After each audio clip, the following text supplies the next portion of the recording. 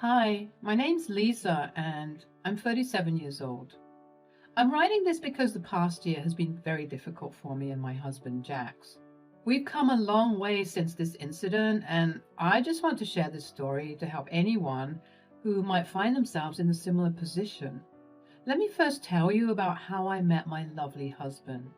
It all started in the most unexpected of places, a hospital. Jax and I found ourselves spending a long night outside the emergency room, filled with worry and unable to leave. Jax was there because his sister had a serious car accident, while my mother suffered a heart attack. In that shared space of worry and uncertainty, we found comfort in each other's presence. We talked easily, discovering common ground and genuine understanding. Realizing that it would be a while before we received any news from the doctors, we decided to take a break and get some coffee at the hospital cafeteria. Little did we know that these chance encounters would change our lives forever. As the night turned into dawn, we exchanged numbers before reluctantly parting ways. While my mother's condition stabilized and she began her recovery, Jax's sister faced a more difficult journey. The accident left her with severe spinal cord and brain injuries, and she was paralyzed from the waist down. Jax was devastated, torn between relief that his sister survived and sadness for the challenges she would now face. Over the following months, Jax and I stayed in touch, supporting each other emotionally during our family members' recoveries. Our conversations gradually shifted, allowing us to share our hopes, dreams, and fears. In one of these heartfelt exchanges, Jax mustered the courage to ask me out for a coffee, a meaningful reminder of where our connection first blossomed. Our love grew quickly, fueled by the foundation we built during our darkest moments. We had witnessed each other's vulnerabilities and offered unwavering support. It didn't take long for us to realize that we had found something truly special. After 2 years of dating, Jax proposed to me. With overwhelming joy, I happily said yes. Our wedding was a small and intimate celebration, honoring the love that emerged from our shared hardships. At that time, Jax's sister needed specialized care, and he, being the closest family member, took on the responsibility. However, he also needed full-time work to manage the mounting bills. Worried that I would be burdened with financial obligations, Jax hesitated to ask for my help. One day, I sat him down and reassured him that we were a team, facing life's challenges together. Babe, I need to talk to you about something important. Please have a seat. What's on your mind? You seem serious. Is everything okay? In a way, no. I've been seeing you struggle for a while now. You know, you can ask me for help, right? Of course I know that. I don't want to burden you with my problems. My darling, we're a team. I want you to always remember that. We face life's challenges together, and there's no his or hers in our relationship, only ours. I want to support you and your sister in every way I can. That means a lot to me, baby. You've been incredible throughout all of this. I don't know what I would do without you. That's exactly why I wanted to talk to you. I've been thinking about Abby's care and how it's affecting your work. What if we consider placing her in a nursing home? And before you ask where, I know of a good one where my Nana was genuinely happy. She even preferred it to live with family. I don't know. I mean, it's a big and risky decision to make. I understand, but think about it. This would allow you to find a better paying job so we can make sure that Abby receives the care she deserves. We can visit her regularly and still be there for her, but it would relieve some of the burden on your shoulders. You're right. It's a tough choice, but I trust your judgment. I'm glad you're finally letting me help you. Believe me, things get easier when you get to share your burdens with someone. I mean, that's how we found each other, isn't it? How could I ever forget about that? I love you so much. Thanks for sticking by my side. Shush. No need for thanks. You know I'll always be by your side. I love you too, baby. Jax trusted me, and we found a nursing home for Abby. Over the next few months, Jax got a better paying job and visited his sister almost every day. Abby's recovery progressed surprisingly well, despite being paralyzed. She started moving around the nursing home in her wheelchair, determined to explore. The nursing home allowed residents to go out with their registered family members, so I sent Abby an allowance each month to help her enjoy herself. Jax's mom, Greta, heard about his dedication to Abby's well-being and the effort he put into caring for her. Greta came to our home, tears in her eyes, to express how proud she was of her son. "Mom, why are you crying? What's the matter?" "I just want you to know how proud I am of you, Jax. You've shown such strength and compassion in taking care of Abby. I couldn't be prouder to have raised such a wonderful son." "Gee, thanks, Mom. I'm just doing what I can for Abby. It's not easy, but I love her and want to make sure she's okay." "You've done more than enough, my dear. I don't want you to shoulder this burden alone. I want to take over and visit Abby more frequently. You need to focus on your work and your own life. Abby will be well taken care of." "Well, it's not like I've been doing it alone. Lisa has been by my side, supporting us every step of the way. We're a team, and we're both committed to Abby's well-being." "Oh, I know Lisa has been there, but you've been doing so much, Jax. It's time for you to prioritize your own life and career. Abby will be in good hands, trust me." "Okay, Mom. If you're sure about this, then I'll agree. But I want you to know that it's been my pleasure to care for Abby, and Lisa and I will always be here for her, no matter what." "I appreciate your dedication, Jax, but it's time for you and Lisa to focus on your futures. Trust me, it's for the best." "All right, Mom. If you believe this is the right thing, then I'll go along with it. Just promise me you'll take good care of Abby."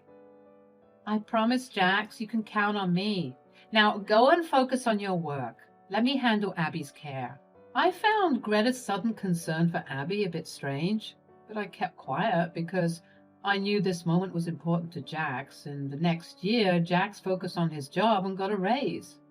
I also got a raise, allowing us to increase Abby's monthly allowance. Greta kept her promise, but there was a catch. She always insisted we stay busy with work and reminded us how happy Abby was with more money. She scolded us if we wanted to visit Abby and claimed she knew what was best for her. Greta made us call her before visiting Abby so she controlled our access to her. As a result, we saw Abby less and less, but we continued sending her the allowance every month. I felt uneasy about the situation. Greta's sudden possessiveness and controlling behavior worried me. It seemed like she always had excuses when Jax needed help with Abby in the past. However, I didn't say anything because I knew how much Abby meant to Jax. Despite the challenges, Jax and I stayed committed to supporting Abby. We kept our promise to provide financial assistance, even though we couldn't be with her as much. We believed Abby deserved the best care and happiness, and we wanted her to have the means to enjoy life to the fullest. One day, Jax was missing Abby a little too much. We had both been very wrapped up with work and hadn't had any time to go visit her. We decided to go visit her on a whim. We didn't tell Greta because we didn't want to hear her nag or berate us. Before we got to the nursing home, Jax and I stopped by the grocery store to buy Abby all her favorite snacks. We were both super excited to see her and spend some quality time with her. I even brought along my Nintendo Switch so she could play around with it. We walked in and immediately started looking around for Abby, but we couldn't see her anywhere. I thought she was probably off to a doctor's appointment or was probably in the garden. We found Abby's attending nurse, Miss Smith. She looked at us in confusion. We walked up to her and asked her where Abby was because we couldn't see her anywhere. This time, Miss Smith looked at us in confusion. "Excuse me, could you please tell us where Abby is? We're looking for her." "I'm sorry, but aren't you aware of what happened?" "No, we don't know. Please tell us." "What happened? Is Abby okay? I tried to contact Greta as she insisted on being the point of contact for all information about Abby, but she never answered my calls. Please, just tell us what happened. Is Abby all right? I'm so sorry to break this news to you. While administering a new medication for Abby, her body had a severe reaction. She went into shock, and despite our efforts, she passed away. What? When did this happen? It happened 2 months ago. 2 months ago? How? How is that possible? Why were we not informed? I apologize for the oversight. We were trying to reach Greta as per her request, but it seems she never received our calls. This is unbelievable. We should have known. We should have been there for Abby. Thank you for telling us, Miss Smith. We'll need some time to process this. Can you please give us some privacy? Of course. Take all the time you need. I'll be here if you have any questions or need assistance. Again, I'm truly sorry for your loss. I could feel Jax's entire world crumble, and I was in the same boat. While Abby may not have been my own sister, I treated her like it. I knew how much she meant to Jax, and so I put in a lot of effort to get to know her and befriend her. Over time, I grew to absolutely adore her. We were like sisters. Abby had been so full of life, regardless of her circumstances. Jax was a sobbing mess while I simply couldn't bring myself to cry. I felt so numb. I couldn't believe that Abby was gone. I felt so guilty that she had suffered all alone. I felt so guilty that I never took the time to meet her. Would things have been different if I visited? I knew that Jax was feeling the same way that I was. I knew that we couldn't keep standing there and crying, so I gently guided Jax back out of the facility. The ride back home was silent as grief enveloped our souls. When we got home, we both collapsed in tears in each other's arms. We cried and cried for what felt like hours. Jax was furious that we didn't even get to bid his sister goodbye. I felt the same way. Besides, I was sad that Abby probably never got to have a funeral either. At that moment, I had a sudden realization that hit me hard. Greta was supposed to take care of Abby, but something wasn't right. I asked Jax if he had heard anything from his mother, but he hadn't. As we put the pieces together, anger boiled inside us. We realized how carefully Greta had manipulated us, stealing our connection to Abby and taking advantage of our kindness. The thought that she had probably taken all of Abby's allowance for herself, leaving Abby with nothing, fueled our anger even more. Jax was ready to confront his mother, but I managed to think a bit more clearly. Babe, I know you're furious and want to confront your mother, but let's think this through. I don't want to think things through. I want to ask Mom why she did this. What did she gain from doing this to Abby? I want to know the same thing, but you know that she'll deny everything we say or find a way to blame us for everything. Look, the day we usually give Abby her allowance is coming up soon. What if Greta shows up at our door, demanding the money? You think she would dare to show her face here after everything she's done? It's possible, babe. If she does, it will be her inadvertent confession to us. We can use that as evidence. Yeah, and then we can expose her evil, scheming ways to everyone.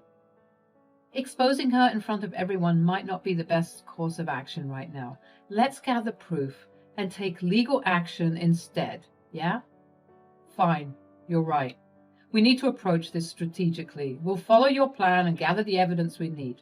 It's time for Mom to face the consequences of her actions. We both took a week off from work. Returning to the nursing home, we collected Abby's death certificate as evidence. We also consulted a lawyer to charge Greta with robbing a disabled person. Just as I predicted, Greta came knocking on our door demanding her daughter's allowance. Where is Abby's allowance? I've been waiting for it. Why should we be sending Abby's money to you, Mom? What have you done for her? What have I done? I mean, what haven't I done for that insolent child? Hold on a minute, Greta. How exactly have you been taking care of Abby? I buy her all the food she wants, and I cater to her every whim. I even make sure she takes her medication when I visit her. That's great. When was the last time you saw Abby? I just visited her yesterday. I'm only here because she's worried you haven't sent her allowance. How dare you lie to my face? I'm not lying. What do you mean? How dare you accuse me of lying? You're just as ungrateful as Abby. Without hesitation, I handed Greta Abby's death certificate, my disgust evident in my eyes as she stared at it in shock. Greta stumbled, attempting to apologize. What? No, this can't be true. My baby girl. I'm so sorry, Jax. I'm so sorry. Save your apologies, Mom. You've done nothing but insult Abby since you got here. You're disgusting. We've already taken legal action against you for your crimes. We have evidence of your neglect. See you in court. Please, Jax, don't do this. I'm hurting just like you. Please. Stop it. Leave our house and never speak to us again. We want nothing more to do with you. Please don't take me to court. I'm sorry. It's too late for apologies. You made your choices, and now you'll have to face the consequences of your actions.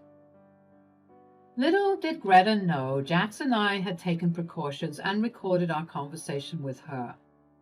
This additional evidence worked in our favor, and the court ruled that Greta had to repay us, including interest rates similar to those charged by banks. She would be making monthly payments to us for the next few years. Jax went a step further and shared the recording with the rest of his extended family. As a result, Greta faced exclusion from her own family. Jax and I grieved together for a long time.